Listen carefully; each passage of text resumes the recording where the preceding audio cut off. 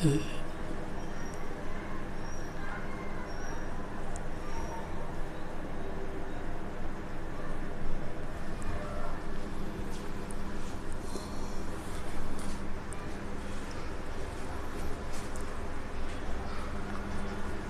सरस्वती के चरणों में वंदन करते हुए आज हम मैथ के ट्रिग्नोमेट्री फंक्शन के बारे में, त्रिकोणमितीय फलन के बारे में आप लोगों को बताने जा रहे हैं। आइए सीखिए, आप सबका स्वागत है। देखिए, त्रिकोणमितीय अनुपात क्या होता है। सामने देखिए एक समकोण त्रिभुज बना हुआ है ABC, जिसका कोण भी 90 अंश है और कोण CX है।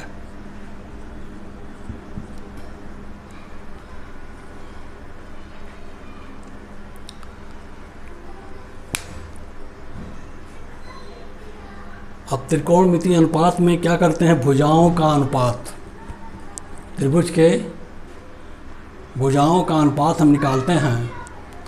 तब दिए गए त्रिभुज का अनुपात देखा जाए तो लंब बटे कर्ण को साइन कहा जाता है। लंब बटे कर्ण का नाम साइन या ज्या, हिंदी में ज्या कहते हैं और अंग्रेजी में साइन कहते हैं। तो साइन x बराबर हुआ लंब बटे कर्ण, और जब हम कर्ण बटे लंब करते हैं तो उसको कोसेक कहते हैं, इसका उल्टा।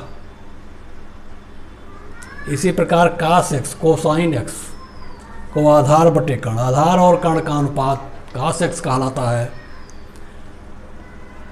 लंब और आधार का अनुपात tan x कहलाता है। इसी तरीके से आधार और लंब का अनुपात काट x कहलाता है। कर्ण और आधार का अनुपात सेक x कहलाता है। कर्ण और लंब का अनुपात कोसेक x कहलाता है। साइन, कास, टैन, काट, सेक, कोसेक, ये 6 त्रिकोणमितीय अनुपात बनते हैं जो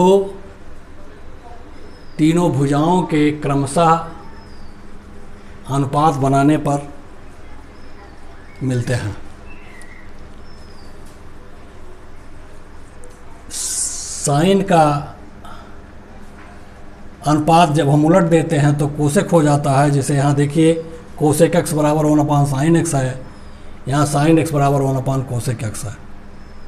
कास x बराबर 1/sec x है तो sec x बराबर 1/ cos x है। tan x बराबर 1/ cot x है तो cot x बराबर 1/ tan x है। ये देखिए, अब इसे आसानी से याद करने के लिए हम क्या करते हैं, L बटे के, A बटे के, L बटे A ऐसे लिख लेते हैं। ऊपर साइन कास टैन लिखते हैं और नीचे कोसेक सेक काट लिखते हैं। इसको लाल बटे कक्का याद करते हैं। जब हम नीचे की तरफ चलते हैं तो लंब बटे कर्ण बराबर साइन x, आधार बटे कर्ण बराबर कास x, लंब बटे आधार बराबर टैन x, और जब नीचे से ऊपर को चलते हैं तो कर्ण बटे लंब बराबर कोसेक x, कर्ण बटे आधार बराबर सेक x, आधार बटे लंब बराबर काट x। इस तरीके से आसानी से इतने ही फिगर में हम इसको याद कर लेते हैं। अब आता है त्रिकोणमितीय फलन, ट्रिग्नोमेट्रिकल फंक्शन। y बराबर साइन x, y बराबर कास x, y बराबर टैन x, y बराबर काट x, y बराबर सेक x, y बराबर कोसेक x त्रिकोणमितीय फलन है। जहाँ x का मान भिन्न भिन्न मान रखने पर y के भिन्न भिन्न मान प्राप्त होंगे, अर्थात फलन y x पर निर्भर है।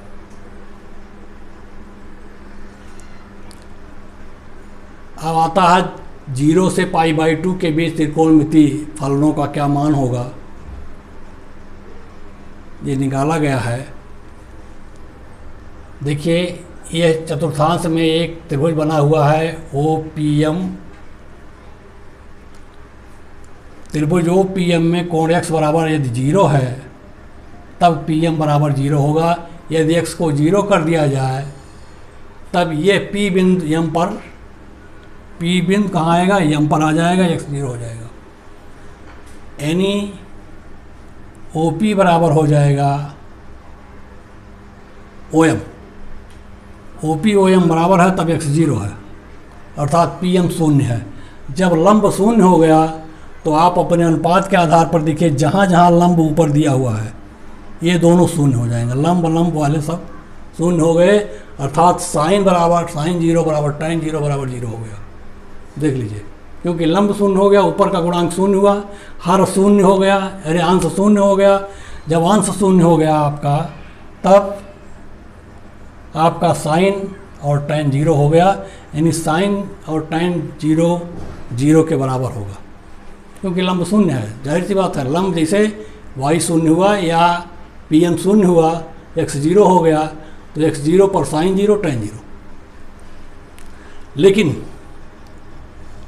OP बराबर हो जाएगा OM, अर्थात आधार और कर्ण आपस में बराबर हो जाएंगे। त्रिभुज के आधार और कर्ण बराबर हो जाएंगे, तो जहाँ आधार और कर्ण का अनुपात आता है वो अनुपात 1 हो जाएगा। आधार और कर्ण का अनुपात देखिए कास में है और सेक में है, तो कास और सेक आपका आधार और कर्ण जो है, कास और सेक कितना होगा, 1 होगा।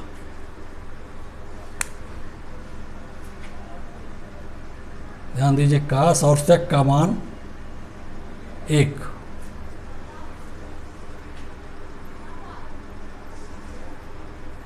क्योंकि आधार और कर्ण बराबर हैं, आधार कर्ण बराबर हैं, तो वो कट करके 1 हो जाएंगे, उनका अनुपात 1 आएगा, तो कास और सेक 1 होंगे। तो कास 0 सेक 0, ये आ गया 1। कुछ और देख लीजिए, एक त्रिभुज और छोटा सा बना हुआ है ABC, जो समबाहु त्रिभुज है, जिसकी तीनों भुजाएं बराबर हैं। B से AC पर लंब BM डाल दिया गया है, तब आप जानते हैं समबाहु त्रिभुज के किसी शीर्ष से अगर लंब डाला जाए तो वह सामने की भुजा को बराबर बराबर भागों में बांट देती है, अर्थात तब AM बराबर होगा MC बराबर A/2। ये देखिए, AM बराबर MC बराबर A/2, क्योंकि BM लंब खींच दिया गया है। अब ये कोण 30 डिग्री का होगा, इसके ऊपर का वो भी कोण 30 डिग्री हो जाएगा। दोनों कोण आधे आधे भाग में बट जाएंगे, दोनों कोण आधे आधे भागों में बटे हुए हैं। आप देख लें, एंगल CBM बराबर 30 डिग्री और MBA बराबर भी 30 डिग्री होगा। बाकी कोण 60-60 डिग्री के हैं, आप जान ही रहे हैं। समबाहु त्रिभुज था, तब एक समकोण त्रिभुज देखिए, आप यह बीच वाला ले लें तो आप देखेंगे BC बराबर है ये, और 30 अंश के सामने की भुजा देखिए ये A/2 है। MC बराबर A/2, आधी हो गई, पूरा A था, एक आधा A/2, और A स्क्वायर में से जब A²/4 घटाया जाएगा तो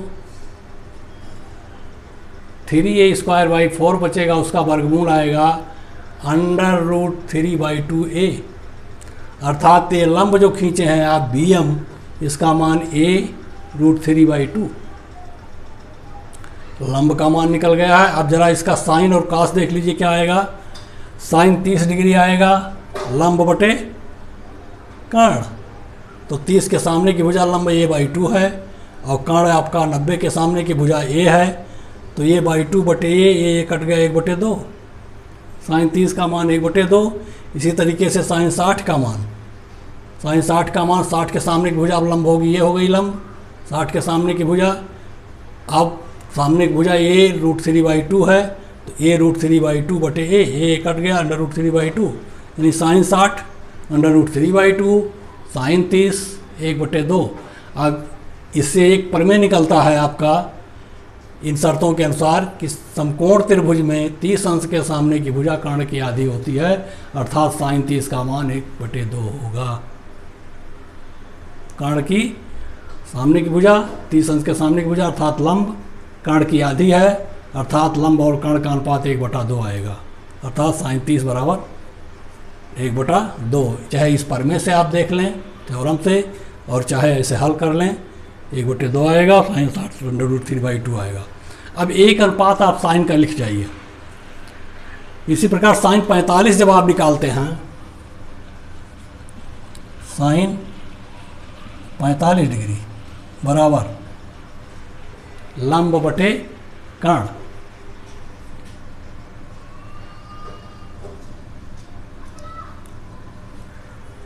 अब जैसे 45 डिग्री में यक्स और यक्स अगर 45 है तो आधार और लंब बराबर होंगे। आधार और लंब बराबर होंगे, तब कर्ण का मान आ जाएगा। देखिए 45 डिग्री के लिए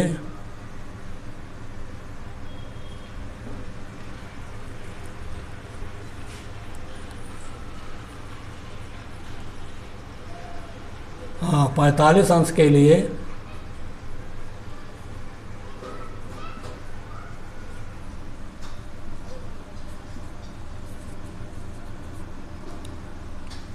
क्या होगा, लंब बराबर होगा आधार के, लंब बराबर आधार। तो लंब आधार अगर बराबर है तो अर्थात लंब अगर ए है तो आधार भी ए होगा, तब कर्ण आ जाएगा a√2। कर्ण आ जाएगा a√2। लंब आधार जब बराबर होंगे तब कर्ण क्या होगा, बराबर होगा √2। लंब 1 है, आधार 1 है, तो कर्ण हो जाएगा √1 + 1 √2। आप जानते हैं लंब का वर्ग धन कर्ण का वर्ग, लंब का वर्ग और आधार के वर्ग का योग ही कर्ण होता है। अगर लंब 1 है तो आधार 1 है, और तब कर्ण बराबर √1 + 1 बराबर √2। ठीक है, देखिए यहाँ बराबर 1 चाहा तो लिख लें, इतना आधार बराबर 1 कर दीजिए। ये देखिए तब कर्ण बराबर आ जाएगा 1 + 1 बराबर √2। तब साइन 45 डिग्री बराबर कास भी 45, कास में भी लंब और आता था, ये आ गया 1/√2। ये देखिए क्या हो गया, साइन और कास 45 दोनों ही 1/√2 होंगे, क्योंकि दोनों में आधार और लंब बराबर है। कर्ण का मान √2 है, तब आपका आ गया है 1/√2। 45 डिग्री साइन और कास दोनों होगा, तो 45 डिग्री 60 डिग्री। अब आप देख लीजिए साइन का मान 0 का मान 0, 30 का मान 1/2, 45 का मान 1/√2, 60 का मान √3/2 और 90 का मान 1। कोई दिक्कत नहीं, कास का मान निकालना है, कास लिखिए यहाँ। जो साइन 90 का मान है वो कास 0 पर रखिए, साइन 90 1 है तो कास 0 पर 1। जो साइन 60 का है वो 30 पर रखिए √3/2। जो 45 का है वो 45 पर ही लिख दीजिए 1/√2। जो 30 का है वो कास 60 के लिए होगा तो 1/2 लिख दीजिए। जो साइन 0 का है वो कास 90 में लिख दीजिए 0। तो साइन कास का मान देखिए आसानी, साइन का निकल गया तो कास का सीधे आप लिख लें। लिखने का तरीका है ऐसे रखते जाइए, 90 का मान कास के लिए 0 पर आइए, 60 का मान साइन का कास के लिए आएंगे तो 30 पर आ जाएगा, 45 का 45 पर ही रहेगा, साइन 30 का मान कास 60 के लिए हो जाएगा और साइन 0 का मान कास 90 के लिए हो जाएगा।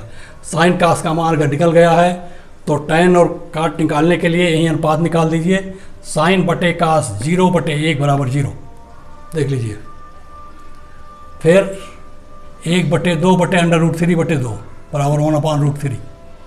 2 कट जाएगा, 1/√3 बचेगा, लिख लीजिए। ये 1/√2 बटे 1/√2 दोनों कट जाएंगे, 1 आ जाएगा। tan 45 1। 60 का देख लीजिए, √3/2 बटे 1/2 = √3। 1/2 कट गया, √3 बच गया। 1/0 = इनफाइनाइट, tan 90 अनंत यार अपरिभाषित या अनंत। tan का मान निकल गया। काट का निकालने के लिए 90 का मान 0 पर रखिए, काट 0 बराबर अनंत, काट 30 बराबर √3, ये √3 मान 30 पर लाइए, 45 का मान समान होगा, 1 की जगह पर रख दीजिए, 45 की जगह पर 1 होगा। 30 का मान tan 30 का मान काट 60 पर रख दीजिए, 1/√3, और tan 0 का मान काट 90 की जगह पर रख दीजिए। तो tan काट का मालूम हो गया। सेक को लिखना है, कास का उल्टा लिखते जाइए, 1 का उल्टा 1, 1/2 को उलट दीजिए तो 2/1 होगा, 2 हो गया। नहीं, सेक का उल्टा, हाँ कास का उल्टा, √3/2 को उलट देंगे तो 2/√3 होगा, 1/√2 को उलट देंगे तो √2 होगा, 1/2 को उलट देंगे 2 होगा, 0 का उल्टा अनंत। ऐसे सेक का मिल गया आपको, तो साइन का चाहे उलट कर रख दीजिए, चाहे ऐसे रख दीजिए। सेक 90 का मान कोसेक 0 में लाइए, सेक 60 का मान कोसेक 30 पर लाइए, 45 का मान 45 में ही रख दीजिए, √2, 30 का मान सेक 30 कोसेक 60 में ले जाइए, 2/√3, 0 का मान सेक 0 का मान 1 है, तो ये आ जाएगा आपका यहाँ 1।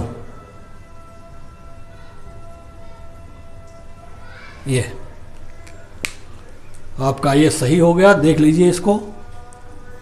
चलिए।